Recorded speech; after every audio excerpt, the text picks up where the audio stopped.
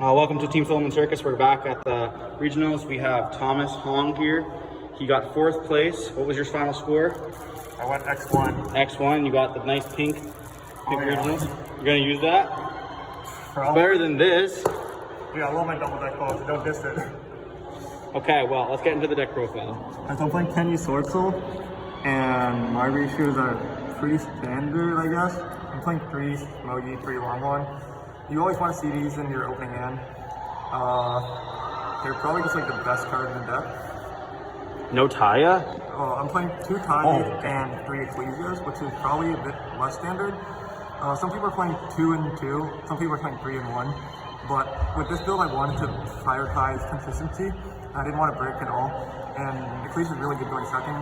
And especially now that Lordon's gone, having a Taya is really good as your normal summon. It helps you break boards like butter. Did you find you ever did brick?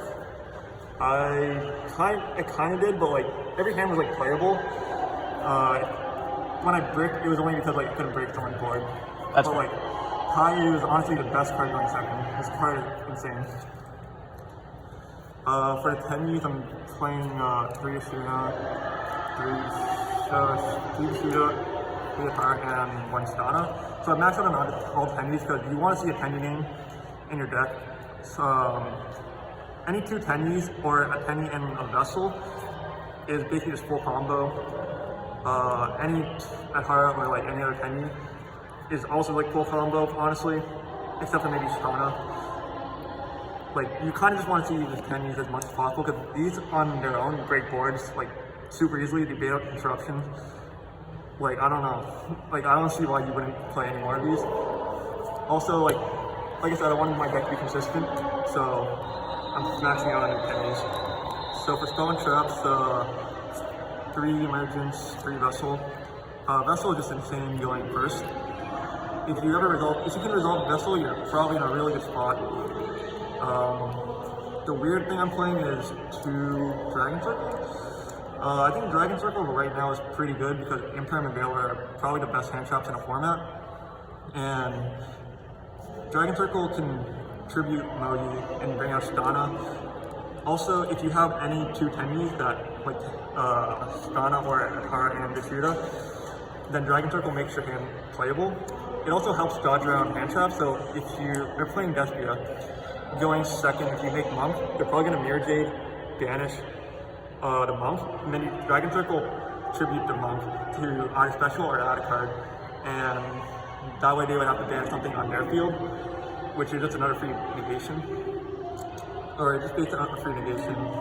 It's just really good going second. It's also more consistency, it's a searcher as well. So I don't know. I really like Circle. I cut these going first going second every time I play. It's like, this is terrible going second. And also I'm playing 2 Desires. Desires is nuts. I don't know. Draw 2 is just, it's just broken. Yeah. And Call By is probably I never drew this card. Actually, I drew it once in the Despia matchup, and it actually just rolled the guy. Did you hit Albaz? He used Branded in Red target, like an ad lib, and I just Called By it, and at that point he just had no more gas left. Like, Call By is basically just, it protects you from hand trap, and it's basically just a DD Pro for Despia, which is perfect. And then I'm playing the 1 Blackout. Kind of okay. You kind of should just play it. It's an anchor attack. I don't know, it's fine. And hand traps, I'm only playing the 9 Ash Veiler in turn. These are probably just the most generic hand traps of the format. And also I like how Effect Veiler and Ash are tuners. And that randomly comes up sometimes for my extra deck. Tokens. Just random stuff. I'm playing 3 Monk, 1 Shaman. I really like playing 3 Monk now that Bardon's gone, because Half is basically just an extra Monk. So you kind of just want that extra Monk sometimes to make more plays or to break boards. Shaman randomly comes up sometimes, where you can bring back stuff and play through awkward positions. I'm playing 2 Yugioh, 2 Boxia, 1 Drake Berserker, and a Crimson Blader for my level 8. This never came up today. This is the lowest rated card in my deck, honestly. I'm at, like... You have Alti-Baxias? Oh, yeah. In theory, Crimson Blade is really good in a mirror and against Despia. Except, most of the time if you're playing against Despia, you have to go to double Baxia or you're going to get back to Yugioh, so you're not really getting a chance to make Crimson Blade anyways, but it's really good in a simplified game state when you can make it. Also, I didn't play Dragite or White Aura Whale, even though I played through Gozen, because you can only ever make Dragite if you have a really insane board or hand. If you have like 2 Tenyis and a normal summon, which most of the time you're not going to get. Even though Dragite is really good against Despia, it's really hard to actually make. So I just decided to play like a flex card. I didn't like White Aura Whale because I don't think it really does anything. It's good to bait negation, I guess, but I'd rather just make some other stuff. Because like after you make the White Aura Whale, you have no follow-up. And then I have the Tenyi, Wan, and Baron. These guys are MVPs. This kind of sucks, but I mean, if you misplay and you make this, I guess this is good enough to beat some decks. Is that what you did? Yeah, I mean, I played against Earth Machine, my brain turned off and I just ended on Baron Pass, and apparently it was enough against Earth Machine. So, you know, it is what it is. Then lastly, Yazi Chaofeng. This never came up to me today, but in testing, Yazi comes up a lot. Chaofeng also randomly comes up, especially going second. You can make Chaofeng to protect yourself from Nib before you normal summon. Yazi, honestly, there are lines where you can make Yazi, but when you can make Yazi, you're probably just gonna double Baxia anyways. So Yazi still comes up. I'd still play him. For my side, I'm playing 3 Nibs. I was kind of just scared of Plant Dirks, Earth Machines, just random like rogue decks that just like special, even like Pendulums. So just Nib is kind of just like a token generic card. I never sided this in the deck. I played against 3 Despia.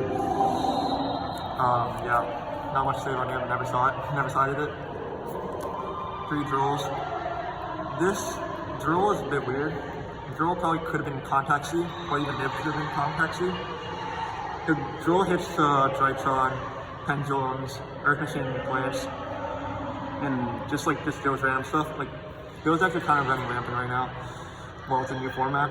So Drool, I thought Drool was probably a safer side bet rather than Contact C, even though Contact C destroys like some of the actual meta decks. Most people are cutting Spring from the extra deck in Despia, so they aren't able to play through the Contact C, but I just wanted my deck to cover more genericness. Shout out to Team Solemn Circus here for letting me the droplets with the misprints. Wouldn't have a little symbol. This card was insane. I sided this in every game. Yeah, this actually just nuts. We weren't playing them, so might as well you play them. Yeah, I mean, this card is so broken. It's insane. It breaks boards so easily. Like, holy shit, this card is insane. And then for regionals, I was expecting a lot of like backer decks. So I played 2 Twins, 2 19s, and Duster Reboot. So this card just covers like all the backer decks. I always put in 2 19s for Despia because it just baits out Branded in Red most of the time. It just forced them to actually do other stuff. And then I also put in Arbitrary Sensor as well against Despia because it still outs their Branded in Red. I never actually played against an actual trap deck, even though there's one running around top tables. But these would have been in theory good. This is also good against like Fundraise and Earth Machine when they set up like their floodgates. And yeah, that's kind of my deck. Shout out Team Solemn Circus for, you know, these cards. Shout out to my boy Alex for driving us here. Facts. I don't know. Shout out to East Coast Games because he's the one who, like, he's been supplying me cards, and he also told me to play this card, which in theory was good. It came up in testing, and I don't know. East Coast Games, good.